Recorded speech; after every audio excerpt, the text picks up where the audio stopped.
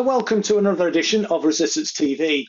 In the week that's seen the Israel lobby and right-wingers inside and outside the Labour Party weaponising anti-Semitism to attack Diane Abbott, I'm delighted to welcome Rabbi Dovid Weiss onto the show. Rabbi Weiss has come to the UK to participate in what's been titled as a Muslim and Jew tour that's been organised by long-time pro-Palestine activist Pete Gregson, who will also participate in the discussion this evening.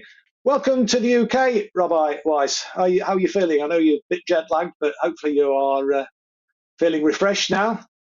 With the help of the Almighty, I'm okay, thank God, and it's really a privilege to be here in England and Scotland, and it's an honor and a privilege to be able to represent, with God's help, the true Jewish view in regard to the occupation. Absolutely. Well, that's great. Well, listen, we really do appreciate you taking the time to speak to us. And I know you're on a busy schedule, so we may be a slightly truncated episode this evening, because I know that you're speaking this evening, and we obviously need to make sure that you've got time to be able to get to the venue. So can I perhaps just start really by asking you to just sort of tell us about the tour that you're undertaking, give us a little bit of the background to it.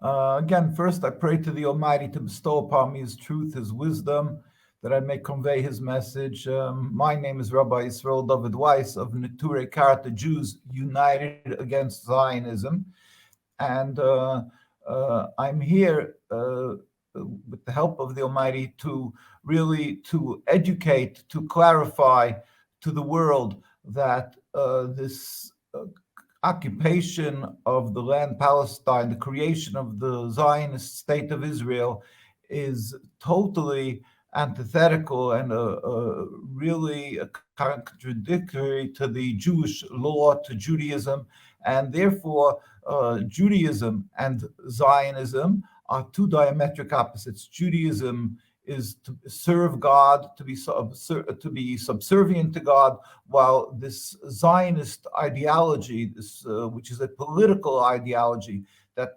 ended with the creation of the state of Israel, this is something which is a transformation to nationalism. It's a pure base political nationalist movement that is really unacceptable according to Judaism, the religion.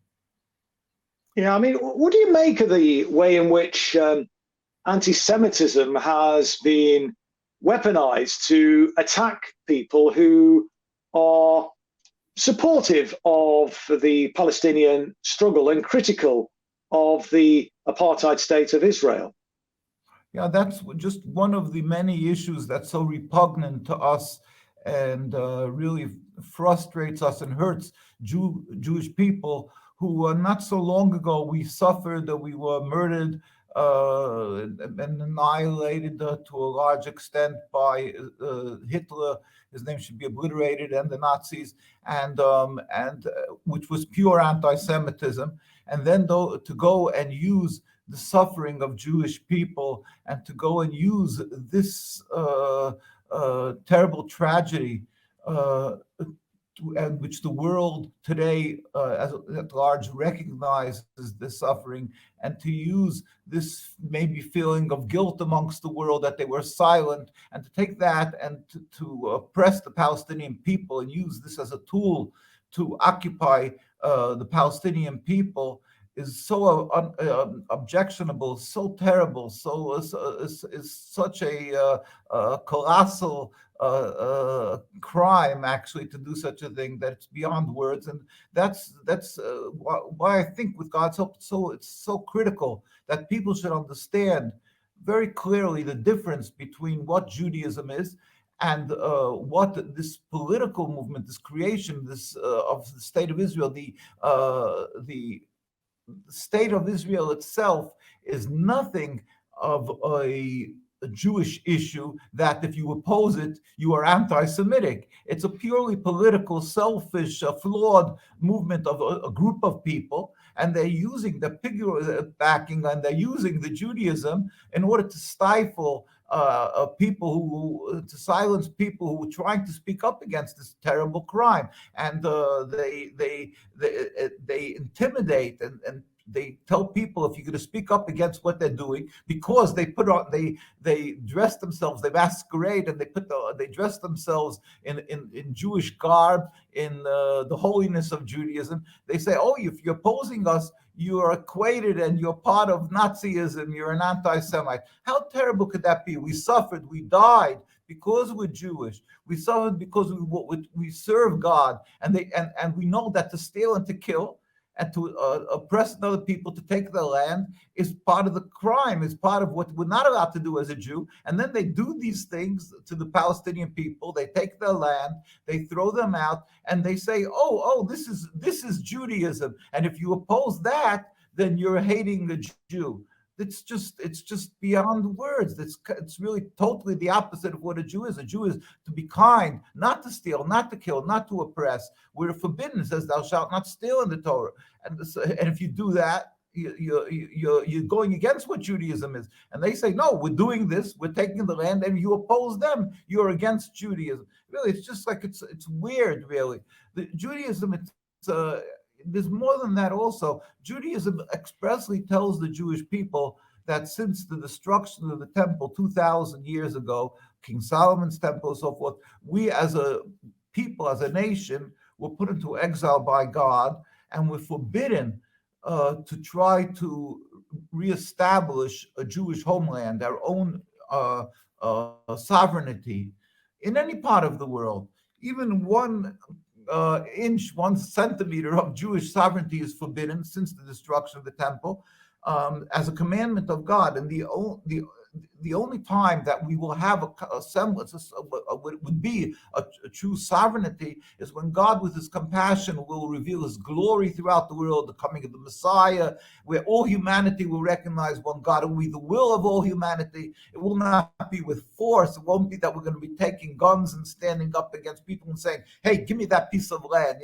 So this concept will be a worldly, a total different type of a world that everybody will recognize. It will be a different concept. Then we will be, as we are taught in the Torah, God will send the Messiah, and we will have a sovereignty. Nothing like a state of Israel, this rebellion against God. And the will of, it says, all the nations will get together and in brotherhood and serve God. That's when there will be a difference.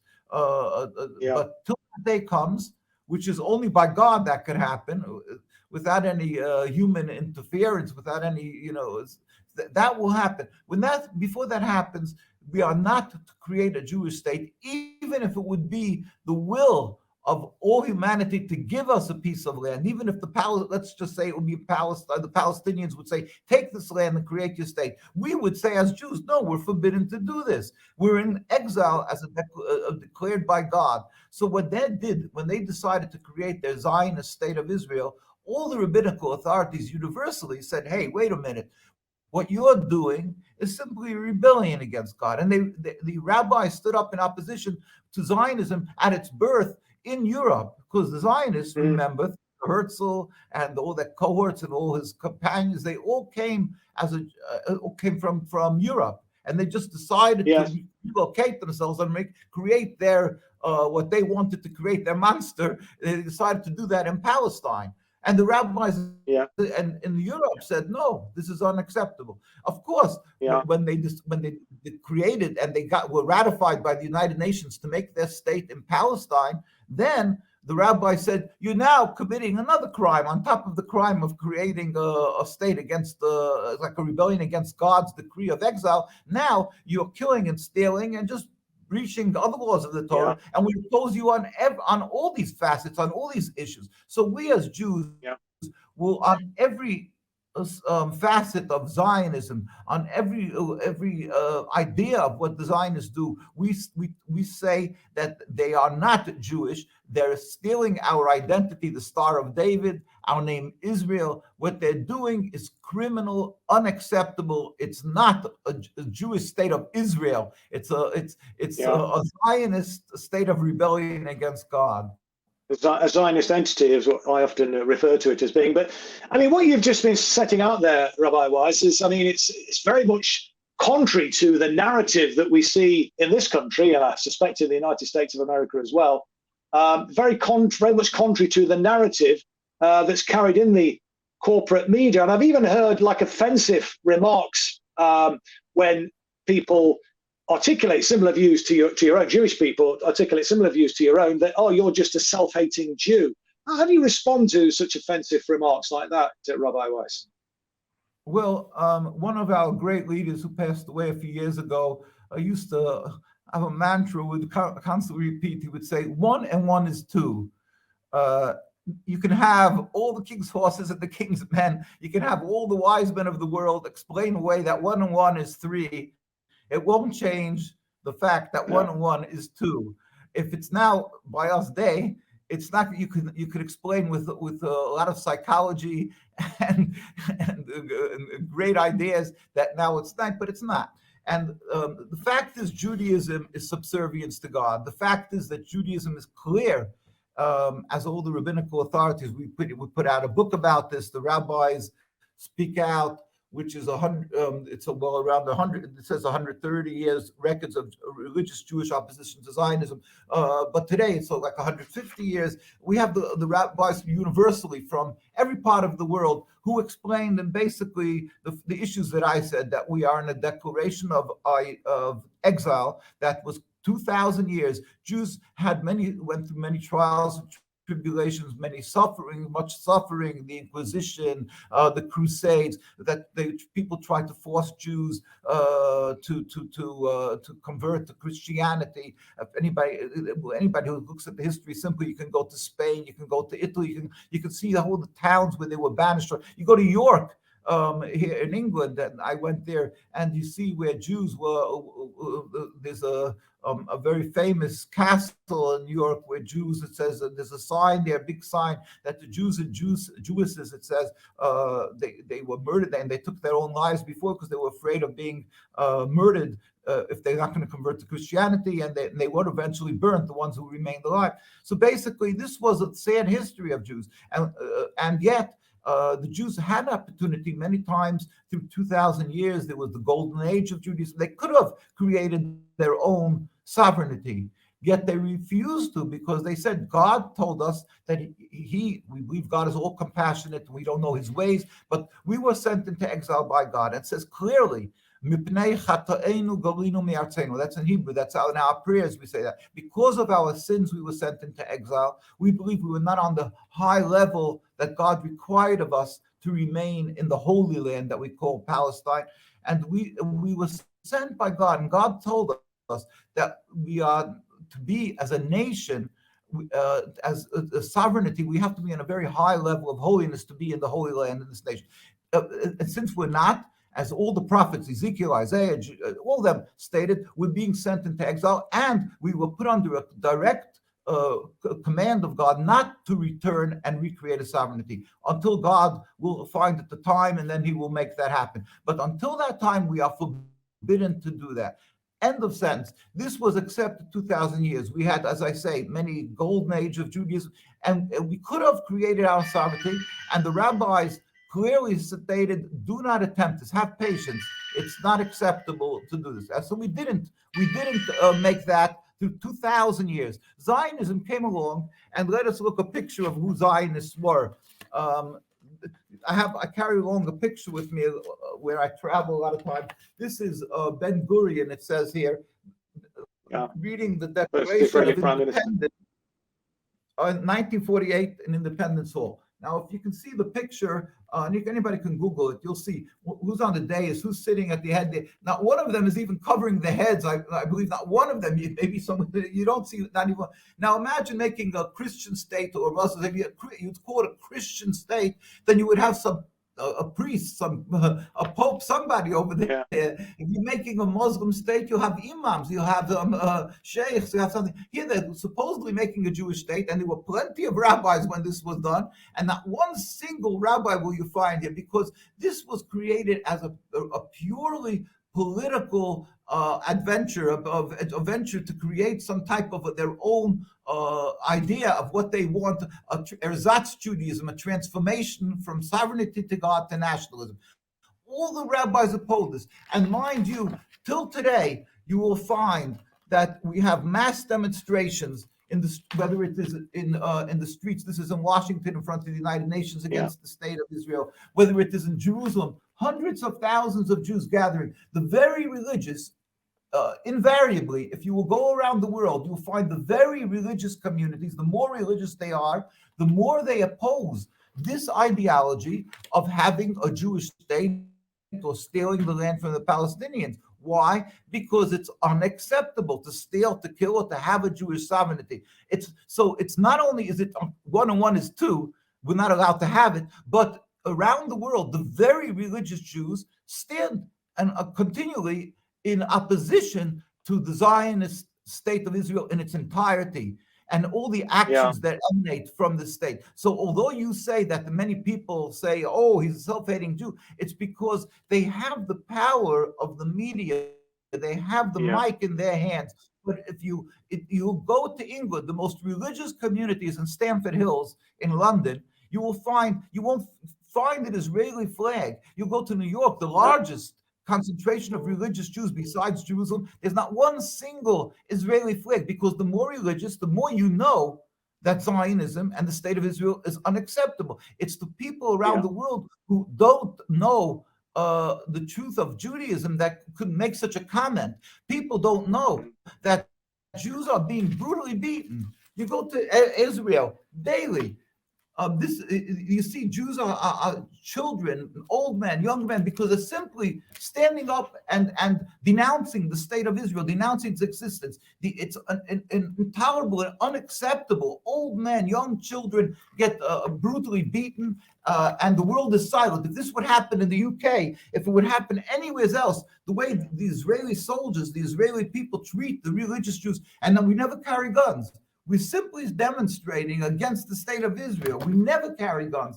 This is what they're doing to us. And the world is silent because they've accepted the narrative of Zionism. It's unbelievable. Here, I showed you this first picture here. You see a girl is in detention, arrested, simply because the Jewish youth from the age of 17 and on refused to serve in the IDF, Israeli Defense Force, which is mandatory service there. We refuse to serve in their army because it's against the Torah to do such a thing, to serve in Israel. And the world is silent. It's just unbelievable. The lack of knowledge of the Jewish people around the world. That's what we're here for.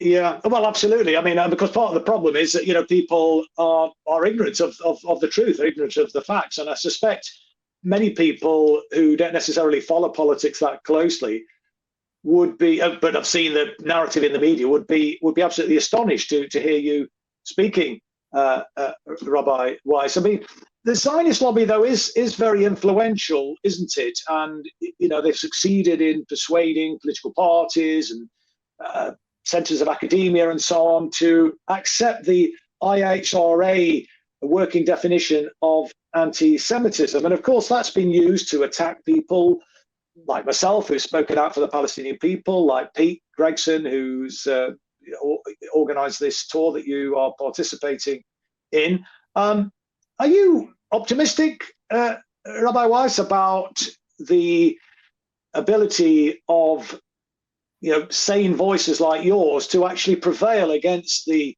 Zionist lobby? Obviously, there are major problems for the Zionist regime at the moment in Israel, as we've seen. Are you optimistic that things can change, or do you think we are in for the long haul? Well, we live our lives in our belief. This is the purpose of our life, that we believe that God is rules the world, and He is the compassionate. He is totally compassionate. We do not understand a lot of His ways. We don't understand the tsunami. We don't understand, a major earthquake, and we don't understand major catastrophes like Hitler and so forth.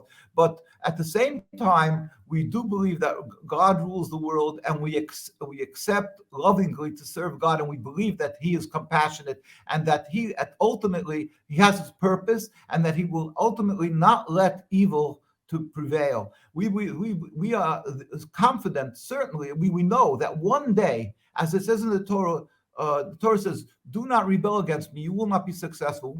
We know certainly that the Zionist state of Israel will one day end in its totally, that it will stop being in existence, and meaning that there will one day be a land of the Holy Land free of the occupation in its entirety. So we are certain this will come to an end. We pray to God every day that it should happen speedily and peacefully, without any more bloodshed, without any more suffering. But we are certain it will end, and that's the way the Jewish people, we are taught to. This is our the essence of our belief, that God is compassionate, God is one, God will, God rules the world. So it will have to end. The Zionist state will end. So that's our issue of constantly being in a happy mood because we know it will. Yes, indeed. Well, of course, it hurts us. Yeah, of course, it hurts us. I mean, I must say, we suffer and we cry and we feel with the suffering of the Palestinian people who are constantly, they're being subjugated every single day. Now it's turning 75 years of this occupation, and we demonstrate constantly. Again, the world doesn't see these demonstrations. It's astounding that they don't see it. You mentioned that the Zionists have a Zionist lobby. We go every single year to Washington D.C. We have groups of people. We go out there, and when they make the Zionist lobby makes their once a year, they make it even if in other places, other times of the year. In Washington D.C., they have they gather together, and they have senators and congressmen, almost all come and bow and give their loyalty, swear their loyalty to the Zionist occupation. And it hurts us tremendously because they call it Judaism, they call it Jewish, and their mantra, their narrative is that it's the Jewish, the land, that it's God's will, and they're taking it because the license is, it's because God gave it to the Jews. And that hurts for us. It's frustrating beyond words because it's totally not that, and it's not one and the same. What you said, they declared that if you speak up against the occupation, then you're labeled anti-Semitic. How? It's on the contrary. Zionism, the occupation, exacerbates anti-Semitism because being that people put the blame on the suffering of the Palestinian people, on the Jewish people, and saying that we want this. How hurtful that is, and how much hate that creates. Hate that unfortunately is for a reason. The hate against Jews because we're Jewish has no reason. I mean, it's the way God, but this has a reason, and therefore it's we hurt, and we want the world to know that it's not true. Yeah. It's a relatively new movement of 100-odd years, 75 years. Yes, of course. It's unacceptable according to Judaism and the Jewish people. Yes, no, absolutely. I mean, Shulamit Aloni, I'm sure you're familiar with the quote from just 21 years ago, I think, in an interview, former Israeli cabinet minister said that anti-Semitism is a trick that we always use whenever Israel is criticized. So it's an easy way to divert attention, as it were. And Pete, you've been viciously smeared by the Zionist lobby, but you've kept going. You've not been cowed. You've organised this tour. I mean, where do you get the tenacity, the energy, the indefatigability, if I can use that term, to keep going, Pete? Well, I have to say, a couple of years ago, I wasn't in this state. 3 years ago, just before COVID, I think, The Guardian ran an article, and it was critical of me. And I got quite depressed. That got tweeted all over the place. And I wrote to The Guardian and complained. But they just ignored me. And my kids were saying, "Oh, Dad, why do you hate Jews?" And at this point, I just thought, this is too much. Even my children are swallowing this. And I stopped. At the beginning of COVID, I just stopped completely. I said, I'm not going to campaign anymore about anything. And luckily, it coincided with COVID. But, I went into a sort of hermit shell. I was still working. I've got a job at the NHS. But after a couple of years, things were coming out of COVID. And I decided, I'll just kind of log into a Zoom call, which is about Palestine. And this was with the PSC or something. The PSC had kicked me out because I'd... PSC being Palestine Solidarity Campaign, because I suggested that there was a lot of Jews in the UK that supported Israel, and that a lot of them were quite influential. And the PSC care more about the feelings of Zionists in the UK than they care about the Palestinians back in Palestine. Yeah. Anyway, so I tried to click into this call and I was kicked out. And I was like, this is insane. You know, this is 2 years later and I'm still being victimized. And at that point, I just thought, well, what am I going to do? And there was a lot of people like myself. You know, there was about 70 or 80 of us that were in a group called Labour Against Zionist Islamophobic Racism. And I got in touch with them and we came together and set ourselves up as the campaign against bogus anti-Semitism. And it was really just to say, you know, look, we're here. This is wrong. We haven't done anything wrong. We're not ashamed. And a lot of it hung around this kind of rogues gallery page where people who had been targeted for bogus anti-Semitism told their stories and tried to set the record straight and said, you know, this is madness. I've never criticized Jews. It's only Israel. And out of that grew a kind of energy of people who said, you know, we had meetings and I was also trying to get Edinburgh twinned with Gaza. This was something that got me going. Yes. And that's kind of how I met Rabbi Weiss, because I went to New York. I was invited because of the Gaza twinning. Nobody wants to twin with Gaza in the UK apart from, well, Balfour came from Edinburgh. So I went to Edinburgh Council and said, look, we got to do something to make up. And surprisingly, they were quite receptive after 3 years of lobbying and thousands of letters. Muslims, and now this is what's interesting, is the Muslim community in the UK number 4 million people, and they're getting more and more confident. You know, we have a Muslim First Minister in Scotland, Hamza Yousaf. We have Anna Sarwar, the leader of the Labour Party in Scotland, also Muslim. All over the UK, Muslims are becoming more interested in politics, and they are generally supportive of Palestine because of Al-Aqsa. Yes. So when I went to New York and I met Rabbi Weiss, and he said, look, I want to come. I said, do you want to come to the UK? And he said, yeah, I want to come to the UK, but I would like to address Muslims. I would like to explain to Muslims that what you see in Israel isn't Judaism. And he was very concerned that people were getting the wrong impression. So I organized this tour so that Rabbi Weiss could particularly speak to Muslims. So I've booked venues in Muslim areas, and I think we'll have quite a good showing. And also I've got Azzam Tamimi as the sort of Muslim side, putting another perspective on you know, because for 1,000 years under Ottoman and Islam, it was perfect peace. You know, Jews supported, and even now in places like Iran and Morocco, many Jewish communities very happy, utterly tolerated, supported, no problems, live happily. And people don't understand this, and they also certainly were shocked. You know, I've been around, I put about 20,000 flyers out around the UK in the last year, and a lot of Muslims like, oh, this rabbi, well, he's for Israel, isn't he? And I said, no, he's not. And they were like, what? You know, this is novel. This is novel. What Rabbi Weiss is saying is novel, but they understand it because, of course, the Quran has all the same prophets as the Torah.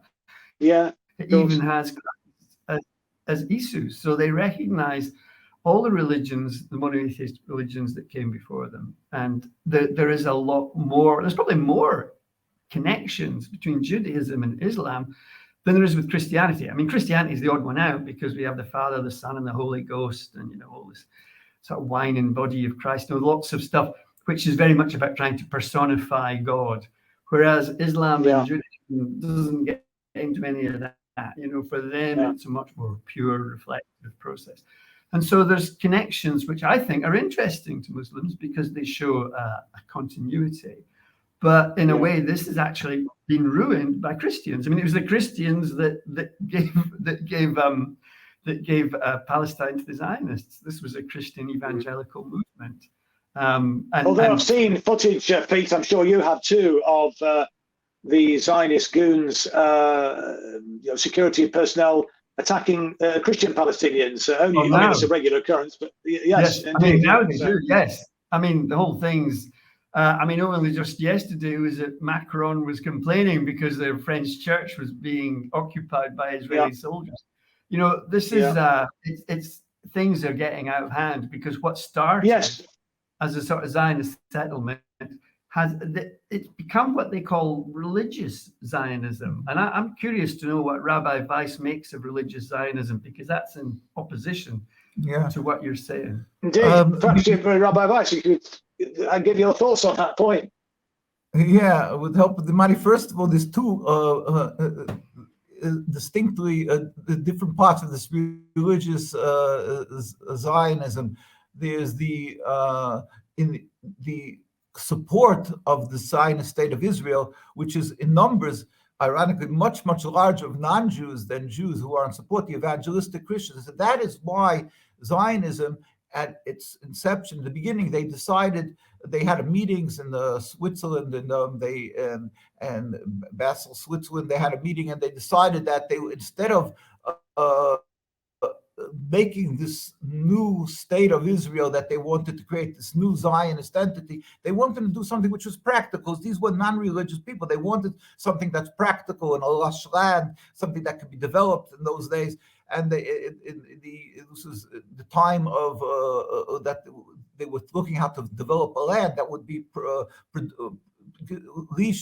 would have good to be productive, and they decided to make it in Patagonia or Yes. Or in Uganda. They had different concepts. But then they said, no, yes, we have to turn to Palestine, because in that way we can use the narrative, because you need a massive amount of support from the nations. And if we make it in Palestine, then we could turn to the evangelistic Christians and we say, hey, you know, they wave the Bible and they say, hey, God gave the Jews the land, and you saw in part of the narrative of Christianity, say you should support us. And the evangelistic Christians have these tremendously large movements in numbers. Like I say, they totally overshadows the Jewish support of the state of Israel. And they go and they say, yes, it belongs to the Jews, and they totally ignore what they're doing is criminal. They're occupying another people, and they support and they just repeat what the Zionists say, that the Palestinians hate the Jews because they're Jewish. Now I'm constantly showing pictures. We used to live together in Palestine, Jew and Muslim in peace, and this was all over the in Arab and Muslim lands, because, as people were saying, we happen to share a very close. We believe in one God, and we always lived without any human rights protection groups. We lived in harmony. We were protected and supported, and we flourished in Arab and Muslim lands. When we're being thrown out of banished from Europe, we totally flourished and put out the greatest rabbis in Arab and Muslim lands. And we have to show gratitude for that. And so they went the way they created a narrative, the Zionists. They say to the world, the Palestinians are villains. They hate the Jews. The Muslims hate the Jews, and the Western world bought into this. How repugnant, how it hurts us to hear this, when it was the Muslims and Arabs who took us in and protected us for 2,000 years. And yet their narrative is that this is a religious war between Muslims and Jews. That is unacceptable. And you know, I show a picture, and this is this was in the time of the PLO, when there was the war in Lebanon, and there was a Jewish synagogues in Lebanon, because Jews lived, as I say, in Arab lands, and the Zionists went and they, you know, of course, they described as the PLO and so forth, the Palestinian people as hating the Jews. And here you see when there was the fight in Lebanon, and many people were killed between the Christians and the Muslims over there. Now there was a Jewish synagogue, and the president of the PLO, President Arafat of the PLO, Yasser Arafat, sent his troops to stand guard over the Jewish synagogue. Nobody talks about this, to protect the Jewish synagogue in Lebanon. It's just an interesting picture. Nobody talks about this part of the history. It just goes past it. Now, that's the part of the evangelistic support of Zionism, the religious support, that their support is massive. And if you speak against the state of Israel, it's the evangelistic Christians in the United States who stand with a stick against anybody who stands up against them and declares you anti-Semitic. Now, the Jewish... Indeed, I've seen that, Now, just one more: the Jewish religious support of Zionism is not the root Jewish religious communities. The very religious communities who know their religion are anti-Zionist. It's the settlers that you always see in the media. These come from mostly non-religious families or marginally religious, and these are idealists. They go to university and they say, oh, they hear from the Zionist propaganda that this is our belief, not knowing basically ignorant of the Jewish laws. And these guys who come from these marginally Jewish families, they come along and they made these settlements, and they're agitating, and they're always in the news. So when you see these settlements, you think, oh, it's the religious Jews that have a war with the Palestinians. No, it's these settlers who are coming from the fringe of Judaism. They're coming from the Zionist groups. They're the ones who are giving it the face of religion. It's not, and in the government today, this that they call extreme government, although by us every Israeli government is criminal in its existence, but it's not religion, and it's not the religious communities. Our rabbis from day one, I carry along that as Rabbi Dushinsky of blessed memory, in the United Nations documents even says in 1947, the state was ratified in 1948 by the United Nations. He declared, you have a picture of how they're sitting in front of the United Nations and with the delegation that came to Palestine to discuss if they should create a Jewish state. And he declared, we furthermore wish to express. Here, you see, this is where they're sitting there with the people of the United Nations. He said, we furthermore wish to declare our express and our definite opposition to a Jewish state in any part of Palestine. This was the stated by the chief rabbi of the Jewish religious community, and this is till today the stance and the position held by religious Jews in Palestine. You should know this week, Jews were arrested. In the middle of the night, they broke into the Jewish communities because this is, as you know, is going to be the Hebrew date. Hey-Ir is the day that we mourn and we fast and mourn in the Jewish communities, the day of the ratification, the creation of the state of Israel. And Israel goes around the whole of their occupation in the state of Israel, and they put Israeli flags. In the very religious communities, they rip it down. In our communities, they refuse to have it in their streets. So what happens is the Zionists went in Beit Shemesh. That's not even in Jerusalem, where the heart of the religious community is. They went and they arrested people in the middle of the night. They broke into them in the middle of the Sabbath, mind you. We're not allowed to drive in cars. We're not allowed. In the middle of the Sabbath, in the middle of the night, they went and they broke into Jewish homes. They arrested people, and they and I believe they're still under arrest. They are still under arrest in occupied Palestine. And the world decided, why did they arrest them?